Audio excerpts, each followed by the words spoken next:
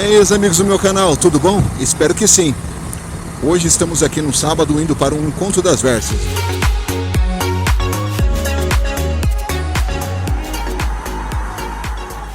Versys já organizando, aqui atrás não dá para ver muitas das motos, mas tem umas 8, 9 motos agora. Estamos organizando aqui hoje, vai uma parte do pessoal até para pernoitar, curtir lá o local. E amanhã vai mais uma turma, previsão de umas 50, 60 motos lá, grande parte Versys. E eu conversar com vocês aqui, faz um tempinho que a gente não grava aqui na moto, espero que o som esteja muito bacana, até para passar algumas considerações. Hoje eu fui fazer um teste, coloquei esse suporte aqui de celular e GPS, até para testar, para saber como ficaria a visualização, se ficaria melhor até do que eu estava utilizando aqui esse lateralmente, mas já no próprio posto já retirei porque balança demais. Melhor o bom e velho suporte de celular, que é usado em bicicleta, porque ele é de metal, né? Então ele é muito mais firme, alumínio, e não pega turbulência nem balanço da bolha. Apesar que a bolha em si mesmo não balança, né? Mas o suporte sim, balança que você não consegue nem enxergar o que tá sendo mostrado ali no celular. Vou mostrar aqui para vocês o caminho. Hoje um dia muito gostoso.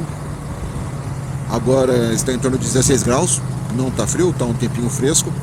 E dá para curtir aqui o passeio. Vou mostrando para vocês, vamos passar aqui pela Serra de Morungaba, Itatiba, até o nosso destino que será em Tuiuti.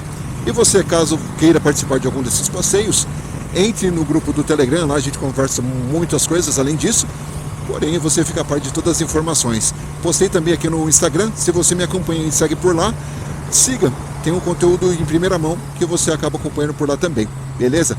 Vou deixar de blá blá blá e vamos curtir o rolê, bora lá!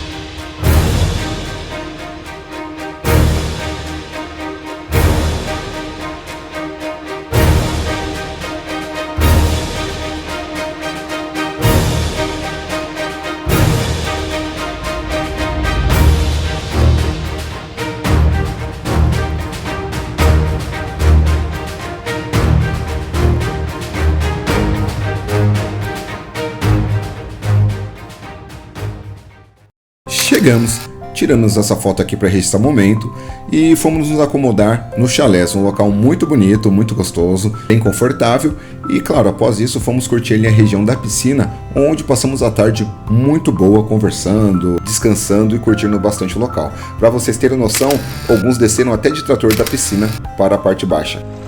Aqui tem direito até Uber, dá uma olhada nisso. Esse povo é doido demais, dá uma olhada aí.